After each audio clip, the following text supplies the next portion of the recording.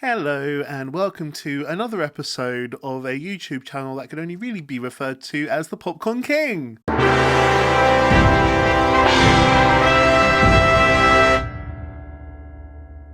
So, today it is the movie industry's Christmas, right? It's the biggest day of the year for the movie industry. It's Oscars Day. Well, technically it was yesterday, so this is like Boxing Day, Oscars Day.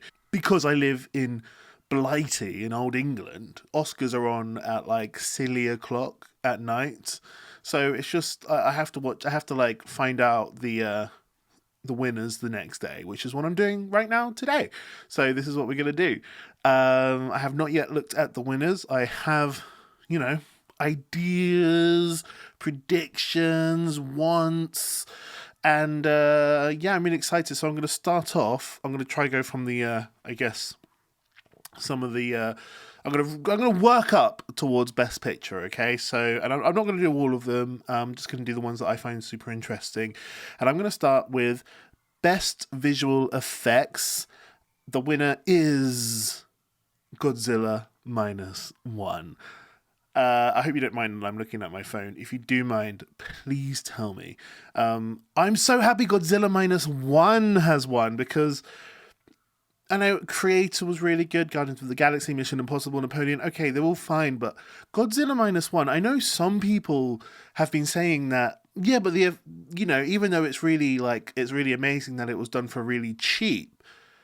Godzilla minus one isn't the most realistic looking effects, the best visual, and I'm like, hold on, realistic doesn't equal the best in my opinion.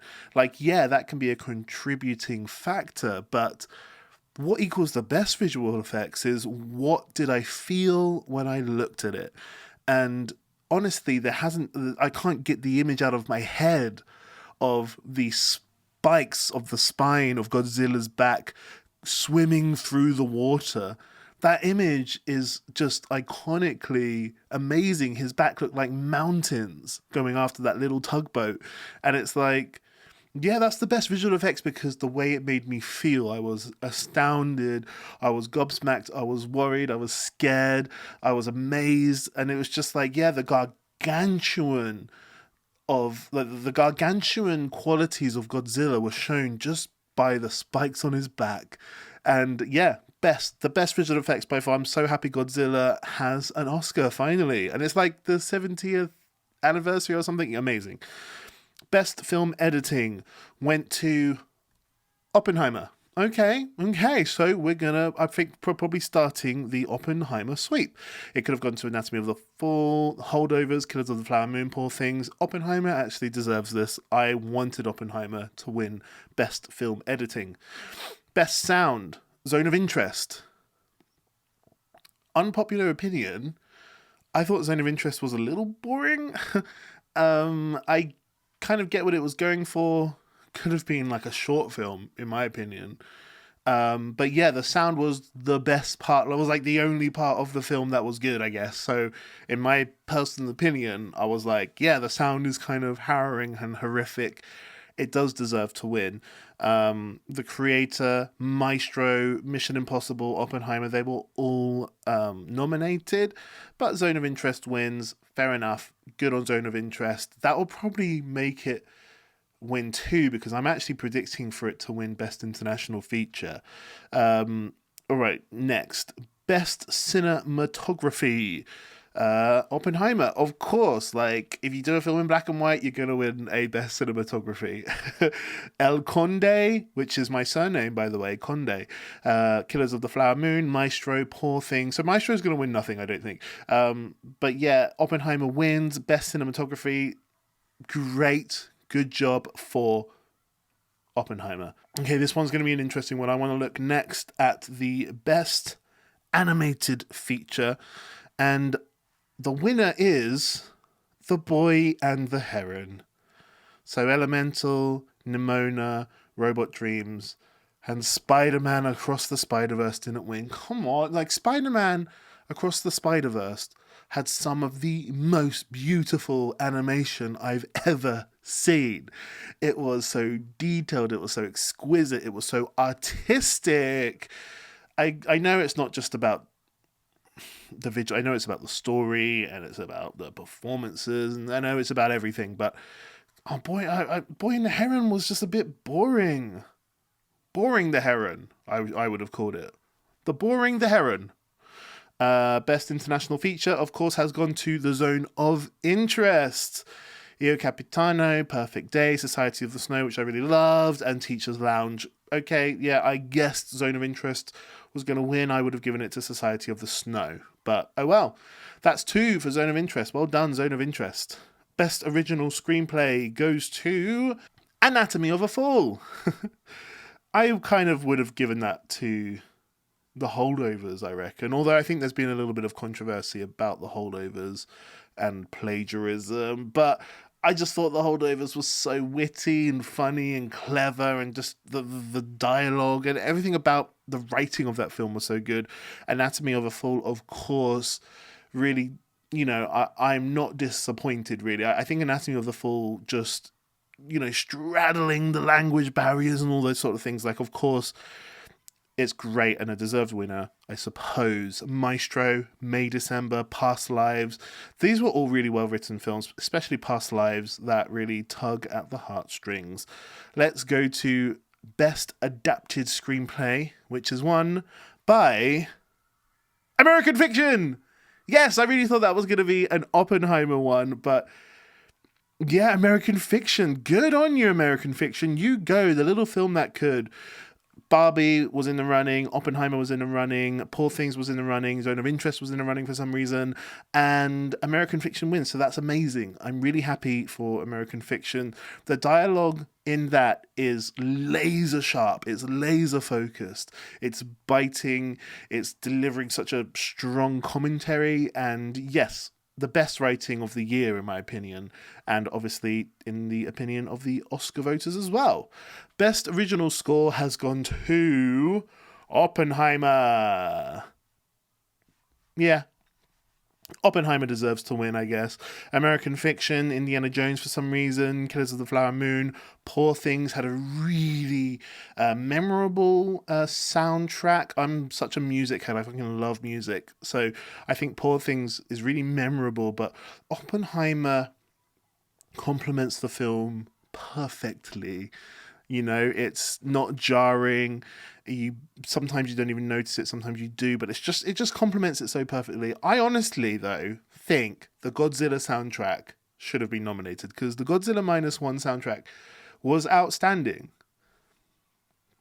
Best original song goes to What Was I Made For? Barbie. Billie Eilish. Yeah, okay.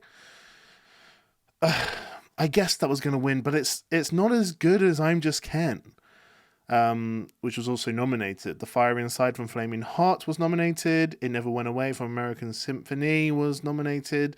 And Wasaze from Killers of the Flower Moon was also nominated. What Was I Made For follows a very classic song structure. It's very beautiful and very deep, but it's on the same level as any other Adele song.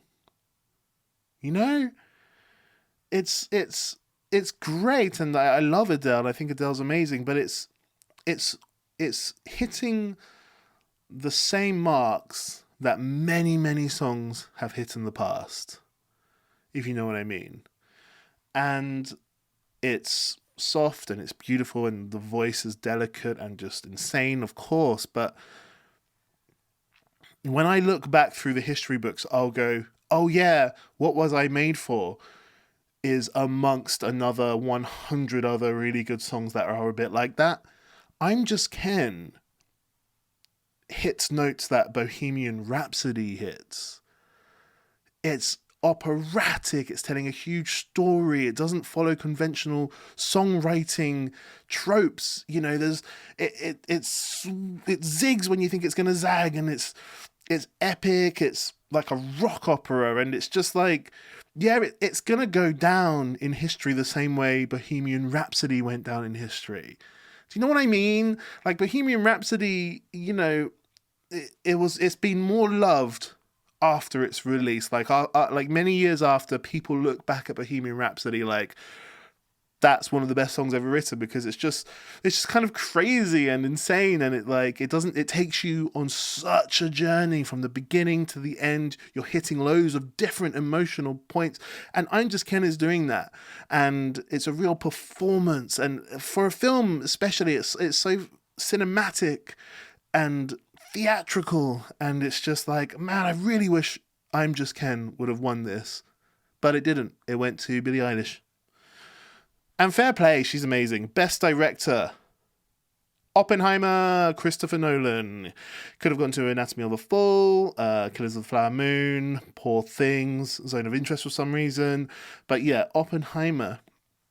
This is Christopher Nolan's, I believe, first Oscar, right?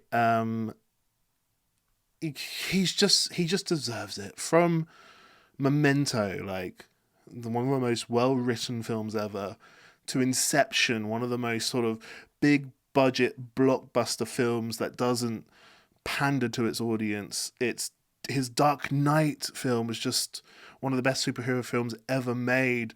He's just really deserves this. Let's just forget about Tenet. That was weird.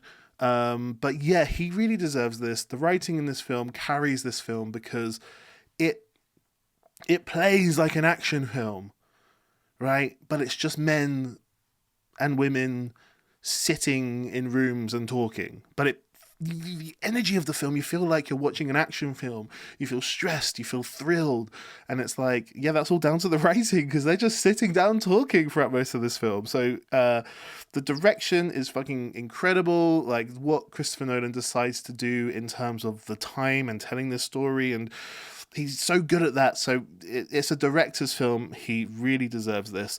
Best supporting actor, the winner is Robert Downey Jr. Oppenheimer. Could have gone to Sterling K. Brown, Robert De Niro, Ryan Gosling, or Mark Ruffalo. Yeah, Robert Downey Jr. deserves this. And it's not just a like a career win. Like, oh, he should win because of all the stuff he's done in the past. He won for this because the big explosion, the crescendo of the film is like slap bang in the middle of the film, and you should think, well, we should probably go home now because the big thing has happened. The atomic bomb has gone off. Like, okay, we should go home. But no, there's a whole other act of this film, and it's all still riveting, just completely because Robert Downey Jr. is such an amazing actor. That's why.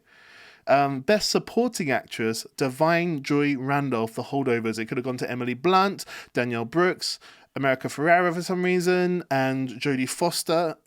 Divine Joy Randolph just 100% deserves this. She encapsulates the idea of trying to fucking hold it together and put on a brave face when all you want to do is probably die because of situations that have happened to her.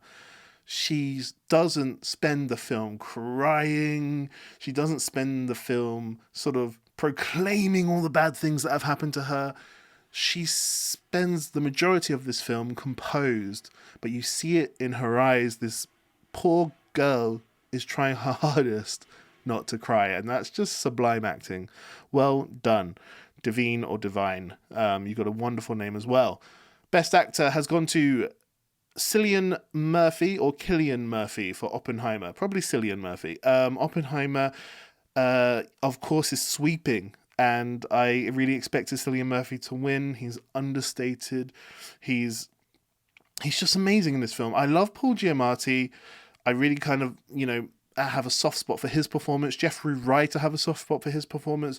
Coleman Domingo, Bradley Cooper, but Cillian Murphy, like, he just looks like a scientist who can explain physics to me in a way that no one else ever could, and he does it like barely through speaking, just through like eye contact and facial expressions. He's just an amazing, amazing actor, completely owning that role. I've seen Cillian Murphy in so many things before, but at no point am I like, oh, that's Scarecrow there. Oh, that's Thomas Shelby. Like, at no point am I thinking, that's the guy from that zombie film, 28 Days Later, running around London when it's empty. I'm like, no, this is Oppenheimer. And my mind doesn't go anywhere else throughout the whole film. I'm like, I'm just watching Oppenheimer, and it's amazing. And next we have the Best Actress. The award goes to Emma Stone, Poor Things. Okay. I mean, she was kind of the second favourite by this point. I mean, she was actually my favourite of the whole year, I believe. She was incredible in that film. But yeah, Emma Stone for Poor Things. I was kind of a little bit expecting Lily Gladstone to win for Killers of the Flower Moon. I knew it was definitely going to be a Stone. Some lady whose name ends with Stone. I knew it was going to be that. But Lily Gladstone was sort of winning slightly more awards, but Emma Stone had won a few awards as well, so this isn't actually that much of a surprise, I guess, but I'm surprised. Annette Bening, Nyad, Sandra Hüller, Anatomy of a Fall, Carey Mulligan, Maestro, these were the other nominees, but Emma Stone was just creating a character that you've never seen before. You've never seen a character like this, and she's so peculiar, eccentric, innocent, but wise, pointing out issues within our society through the lens of someone who hasn't been indoctrinated by society and by the rules of the patriarchy. And she's just great. Like, what an outstanding character. What a gem of a character to tackle. I wish I could play Bella Baxter. And so, Best Picture, here we go. It goes to, quite rightly, Oppenheimer. Was it my favourite film of the year? No. Was it in my top 5 films of the year? I don't think so. But it really does deserve this win. So it could have gone to American Fiction, Anatomy of a Fall, Barbie, Holdovers I loved, Killers of the Flower Moon was too long, Maestro was a little bit boring, Past Lives was beautiful, Poor Things was insane, Zone of Interest for some reason. And yeah, I just think that Oppenheimer really encapsulates all the elements that it takes to make a great film. Oppenheimer is achieving the highest points in all of those different elements. So even though maybe I might enjoy Holdovers more because it made me laugh more and made me cry a bit more emotionally, I just can't say it's the best film of the year because when it comes to soundtrack, when it comes to acting on all fronts, when it comes to the direction, when it comes to the cinematography, like Oppenheimer's just hitting at really high levels. And so therefore I would definitely give this one the win, even though it's not my favourite film of the year. It deserves the win. And I'm really happy for Christopher Nolan and his wife. I can't remember her name for some reason. And I'm just happy for the cast. And I just think, thank God that Christopher Nolan exists, because with Christopher Nolan making blockbusters like Oppenheimer, which is a really sophisticated film, and you've got Dune 2 out at the moment, which is another blockbuster, but it's really sophisticated and it doesn't pander to its audiences. I love that about the film landscape at the moment. Barbie, a really sophisticated, wonderful blockbuster, making serious points. You know, it's not just Michael Bay visual noise, explosions for no reason. Just, it's these films are out last year and this year so far, hopefully more, are just hitting on a really great level that I've missed. You know, I haven't seen films like, we had The Matrix that did that, we had Inception that did that, and yeah, I'm just so happy these blockbusters are getting the recognition that they should, because they're hitting levels that I haven't seen since like Lord of the Rings. Like, these are amazing levels to hit. So well done, everybody. I did see the clip of I'm Just Ken, and incredible. What can I say? Ryan Gosling, I'm so sorry you and the writers of that song didn't win. It was the best song by far. But yeah, Oscars is over. You know what? I understand that the idea of voting for something that's so subjective is silly. And I get that, because it's like, well, everyone's just got a completely different opinion, and why should we ever sort of rate art? But it's just like, I just want people who make these gorgeous, beautiful, well thought out, thought provoking films to be recognized by their peers. And that's exactly what the Oscars does. So Merry Christmas.